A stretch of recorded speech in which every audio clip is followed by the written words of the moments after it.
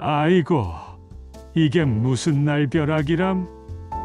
멀쩡하던 내 신세가 하루아침에 이렇게 풍비박산이 나버리다니.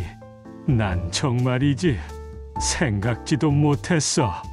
그날 아침 여느 때와 다름없이 화장실에서 볼일을 보고 나오는데 어쩌다 발을 헛디뎠는지 미끄러운 바닥에 그대로 철퍼덕 넘어져 버렸지 뭔가.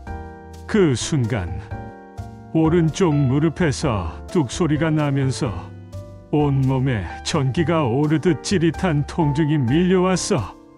처음엔 대수롭지 않게 생각했지. 아이고, 늙으면 관절도 약해진다더니 에휴 하고 말이야. 며칠 쉬면 괜찮아질 줄 알았어. 그깟 넘어짐이야 툭툭 털고 일어날 수 있다고 믿었던 거지. 하지만 착각이었지. 통증은 시간이 갈수록 더욱더 선명하고 강렬하게 나를 옥죄어왔어. 걸음걸이는 절뚝거리게 되고 나중에는 화장실 가는 것조차 고통스러운 일이 되어버렸지. 평소 꼿꼿하던 허리도 무릎 통증 때문에 구부정하게 변했고 밤에는 잠조차 제대로 이룰 수 없었어. 통증 때문에 뒤척이다 보면 아내도 잠을 설쳐대기 일쑤였지. 아내의 얼굴에도 수심이 가득했어.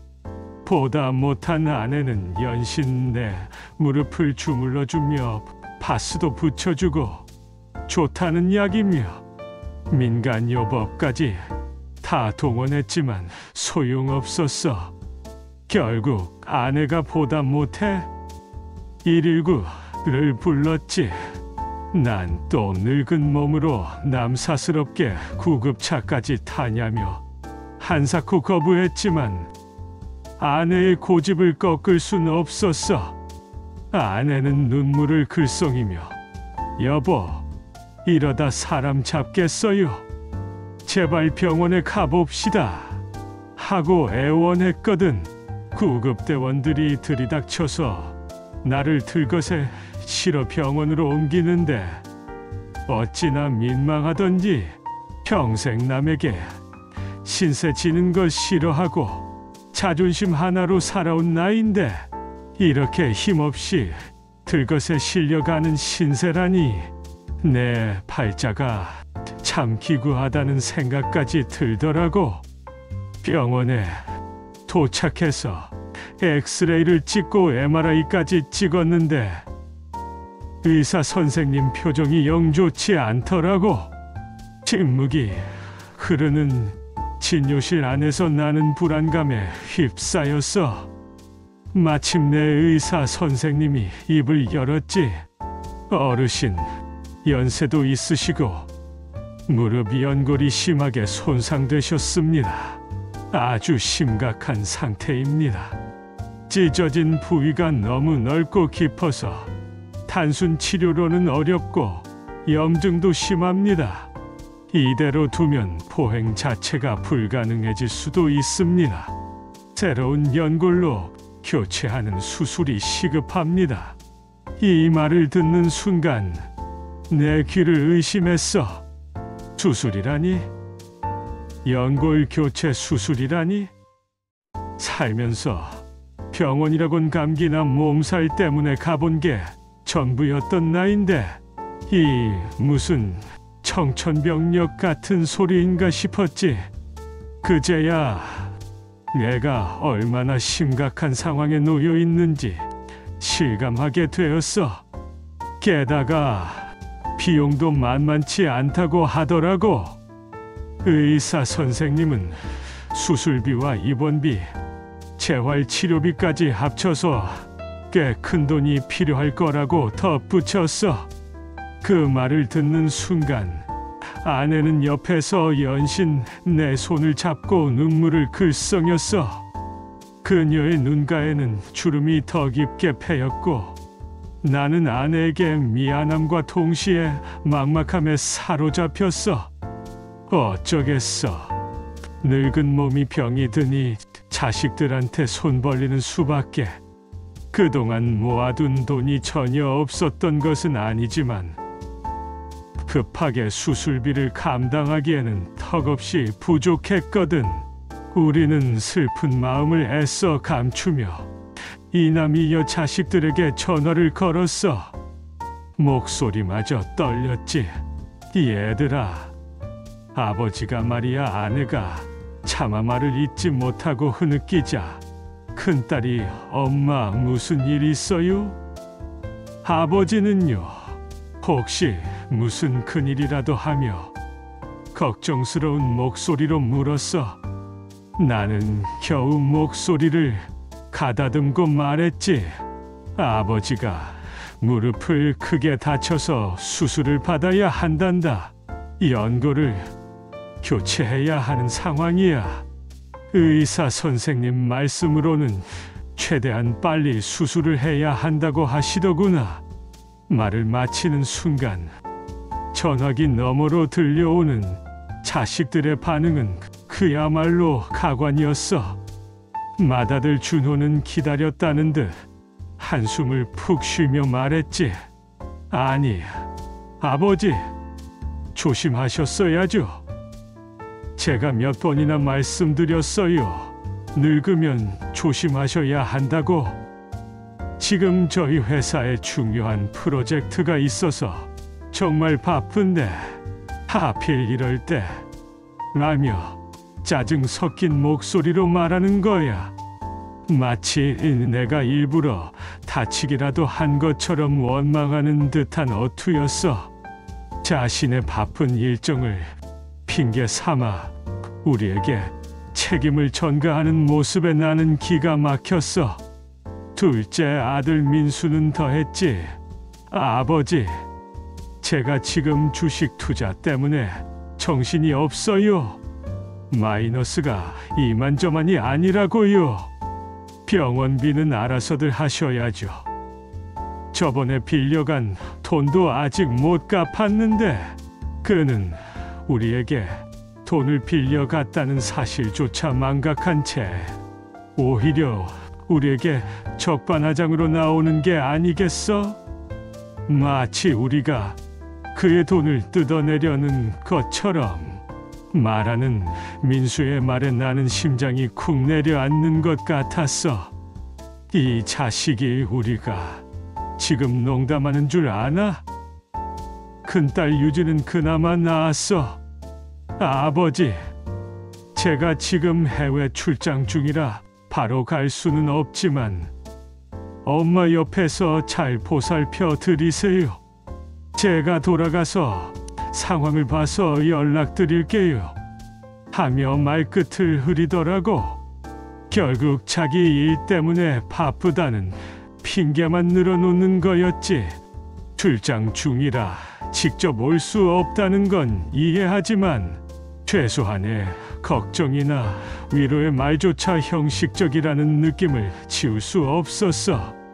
그녀의 말에서는 진심이 느껴지지 않았어. 막내딸 예나는 그나마 가장 어리고 순해서인지 아버지 괜찮으세요? 제가 당장 달려갈게요 하면서 울먹였지만 이내 남편에게 눈치를 봤는지 남편이 갑자기 야근을 해서 내일 아침 일찍 갈게요. 죄송해요. 아버지 하며 어물쩍 넘어가는 게 아니겠어? 결국 그녀 역시 남편의 눈치를 보느라 우리에게 달려오지 못하는 신세였어. 남편이 그녀를 얼마나 쥐락펴락하는지 알 수 있는 대목이었지. 참 기가 막히고 코가 막히는 노릇이었지. 우리가 곱게 키운 자식들이라고 철석같이 믿었는데 정작 우리가 어려움에 처하니 모두 자기 입속만 챙기기에 급급한 모습이라니. 평생을 자식 뒷바라지에 바쳤는데 돌아오는 건 차가운 외면뿐이라니. 나는 가슴이 찢어지는 듯한 고통을 느꼈어. 이 모든 게 꿈이었으면 좋겠다고 간절히 빌었지. 하긴 우리가 너무 자식들에게 의지했나 싶기도 해. 그동안 이래저래 퍼주기만 하고 정작 우리 노후는 제대로 준비하지 못했으니 다 내 탓이다. 내 탓이야. 그저 자식들이 번듯하게 잘 살면 그걸로 만족했는데 이제 와서 보니 부질없는 짓이었던가 싶어 가슴이 미어져 침대에 누워 천장을 바라보며 곰곰이 생각했어. 내가 이대로 자식들에게 의지해서 수술을 받을 것인가? 아니면 이참에 자식들의 본색을 제대로 보여줄 것인가? 그동안 내가 이룬 것들을 과연 어떤 식으로 정리해야 할까? 그래, 결심했어. 이대로 당하고만 있을 순 없지. 내 자식들이지만 이렇게 매정하게 나오는 걸 그냥 넘어갈 수는 없어. 더 이상은 호구가 될 수 없다는 생각이 들었어. 아내에게는 아무 말도 하지 않았어. 혼자서 조용히 휴대폰을 들고 검색했지. 유산 상속, 재산 분배, 자녀의 부려 같은 키워드들을 입력하며 법률 상담을 찾아봤어. 며칠 뒤 의사 선생님께 진단서를 다시 한번 받아들고 나는 조용히 변호사 사무실에 전화를 걸었어. 여보세요? 예, 제가 유언장 좀 수정하려고요. 그리고 자식들에게 제가 가진 모든 것을 넘겨줄 수는 없을 것 같네요. 재산을 좀 다른 방식으로 처리해야 할 것 같아서요. 부려 자식에게는 단 한 푼도 물려줄 수 없습니다. 내 목소리는 차분했지만 내 안에는 뜨거운 불길이 치솟고 있었어. 이번 기회에 자식들에게 제대로 된 교훈을 가르쳐 줄 생각이었지. 당장 내일 나는 모든 자식에게 다시 전화를 걸어 병원비를 요구할 거야. 그리고 그들의 반응을 확실하게 지켜볼 거야. 과연 누가 진정으로 아비를 걱정하고 누가 끝까지 자신의 이익만 챙길지. 그들의 행동 하나하나가 나의 마지막 선택을 좌우할 거야.